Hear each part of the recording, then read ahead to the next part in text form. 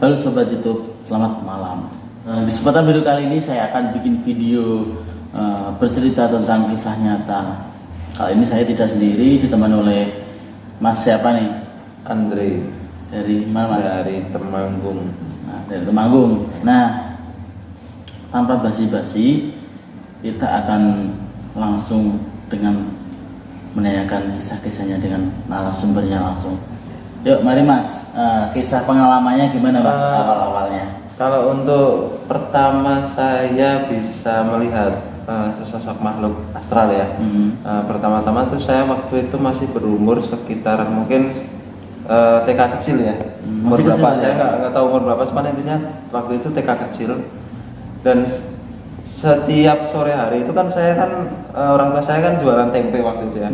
Jualan tempe ya, kalau produksi kan siang. Nah, begitu pas malam hari kan disetor ke penjual-penjual tempe gitu loh. Nah, waktu itu sendekala sekitar maghrib itu mulai mengantar tempe tersebut ke suatu tempat yang itu melewati sebuah gang. Terus dia melewati sungai tapi kecil. Terus di situ ada pohon besar di situ. Dan melewati gang itu apa ya? Suasananya itu udah serem gitu loh. Kalau menurut saya itu waktu masih sedul itu. Terus pas menyeberangi sebuah sungai itu ada jembatan kecil, nggak tahu kenapa saya melihat di sebelah pohon itu kayak sosok jailangkung, tahu kalian kan jailangkung nggak sih? Iya, tahu. Jadi mirip jailangkung tapi matanya gede. Oh, kayak nyala gitu. Oh ya, kayak pokoknya matanya gede. Belok ya, belok. Iya, belok ya. Itu bajunya itu seperti baju nenek-nenek. Oh iya. Itu nggak jelas banget sih, kayak apa ya, mungkin masih anak-anak kali ya, itu masih kayak menggambarkannya belum jelas banget.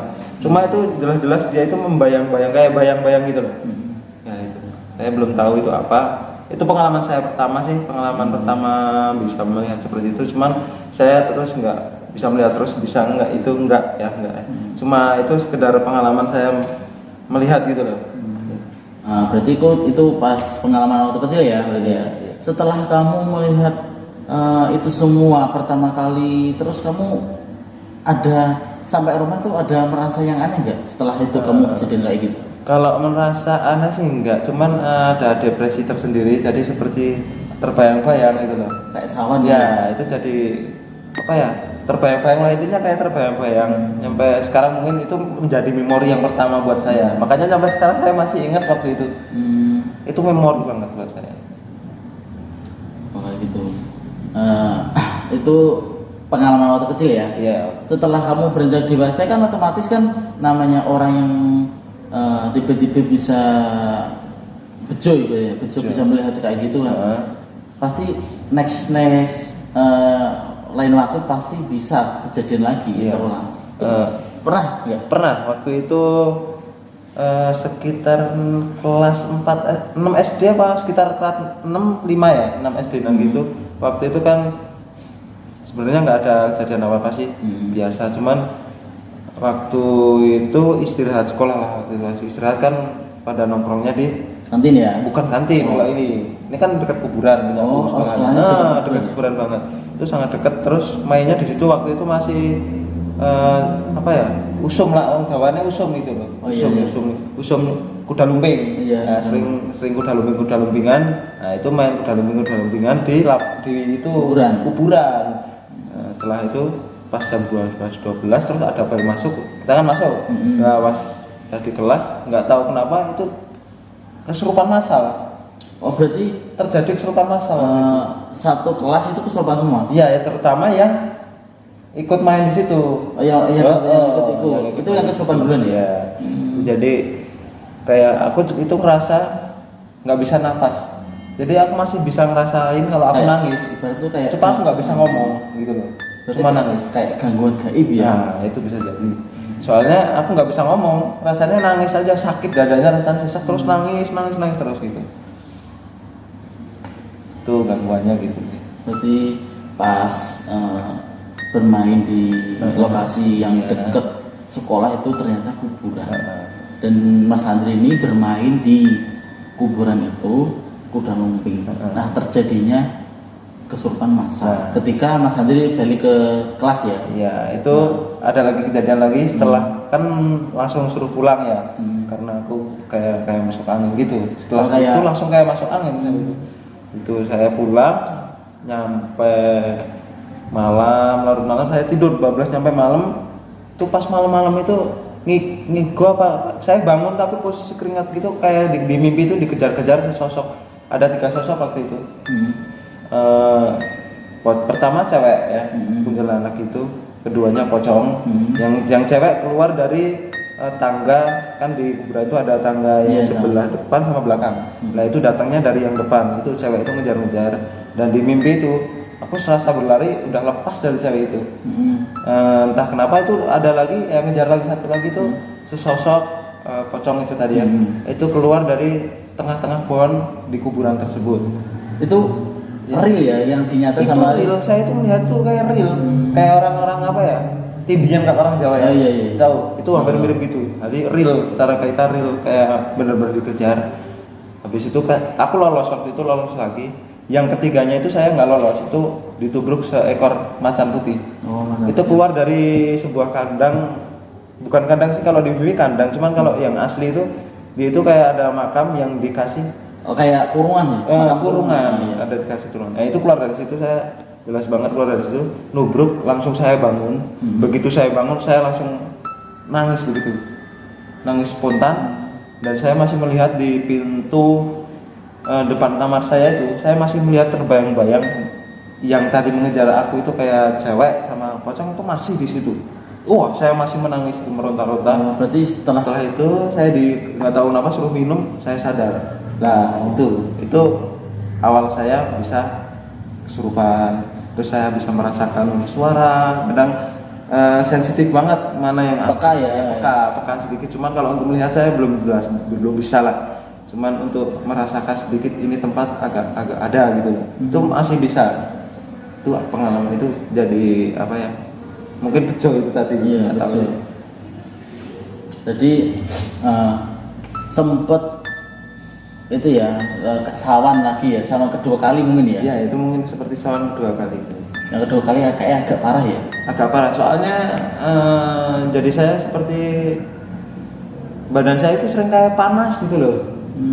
Apa mungkin karena saya nggak bisa mengendalikan jin apa korin apa kodam ya? Iya, kodam itu apa gimana saya nggak tahu. Cuman saya merasa panas terutama kalau ada kuda lumping, saya harus kesana gitu. Kayak nggak bisa kendali. Iya nggak tahu, saya soalnya nggak pernah saya kasih makan, misalnya kasih minyak apa gimana itu kan saya nggak pernah. Iya, itu setelah mengalami kejadian itu, apa sih yang Mas Handi rasakan setelah kejadian itu, mimpi yang ditubruk macan ceritanya kan? Iya, saya merasakan ya itu. Saya merasa kacau, kayak saya itu pikiran itu kayak rusak gimana sih? Kayak nggak terkendali gitu loh. Pertama saya sering maksiat. Jadi maksiat ditambah maksiat tuh kayak semakin menjadi-jadi gitu loh. Misal kok tambah aneh gitu. Aku merasa ini bukan aku gitu loh. Kayak ada sesuatu yang dibalik aku gitu. Itu rasanya seperti itu. Soalnya aku dulu aslinya itu pendiam. Dulu pendiam, tahu-tahu ya nakal secara spontanitas lah, langsung tahu-tahu nakal itu aja, kayak orang nakal gimana sih. Nah sekarang nih Mas Handri kan udah bisa merasakan sesuatu yang energi yang bergesekan di sekitar Mas Handri rasakan lah pasti ya. Jadi Mas Handri sekarang kan sering bikin video-video horor juga ya sekarang. Nah pengalaman Mas Handri ini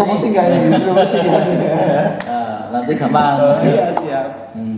Pengalaman Mas Andre bikin video awal-awal gimana?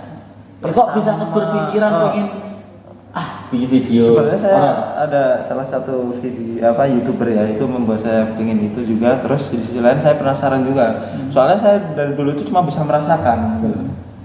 Seperti yang saya bilang tadi ya, saya cuma bisa merasakan, meraba lah ibaratnya. Sedikit, di sini ini ada agak singgup gitu kan. Ini di sini ada apa-apa gitu. Saya sedikit merasakan. Nah, di situ saya jadi terpikirkan oleh itu. bikin video, saya pengen melihat itu bener adanya, kelihatan nggak sih gitu loh, saya penasaran gitu. Seperti kayak di video lain ya Pak. Cuman saya nggak mau kalau saya diliatin pas nggak angkat kamera, itu konsep saya pas bikin video itu harus pas bikin video kelihatan, ya kan? Tuh. Nah, pengalaman Mas Andre pas bikin video pernah nggak ngalamin aneh setelah bikin video pulang ke rumah atau gimana, atau dapat sosok-sosok penampakan di video Mas Andre? Kalau untuk aneh dari di rumah ya, kalau nyampe rumah gitu ya paling masih terbayang-bayang aja ya. Cuman kalau untuk penampakan saya masih belum bisa melihat dengan mata telanjang. Mungkin dari HP pernah saya menangkap 1-2 itu ada. Kalau untuk suara Sering ya? banyak banget suara itu. Kalau apalagi di tengah-tengah kebun itu saya udah dengarnya itu ada yang nangis, ada yang kayak minta tolong, itu ada loh kadang. Saya mendengar gitu. Terus kayak interaksi bambu meletusnya ada di video saya itu. Bambu yang meletus seperti bom gitu suaranya udah. Itu bikin saya merinding banget, saya langsung ini saya merinding nih, saya ceritanya itu benar merinding. Serius aku merinding.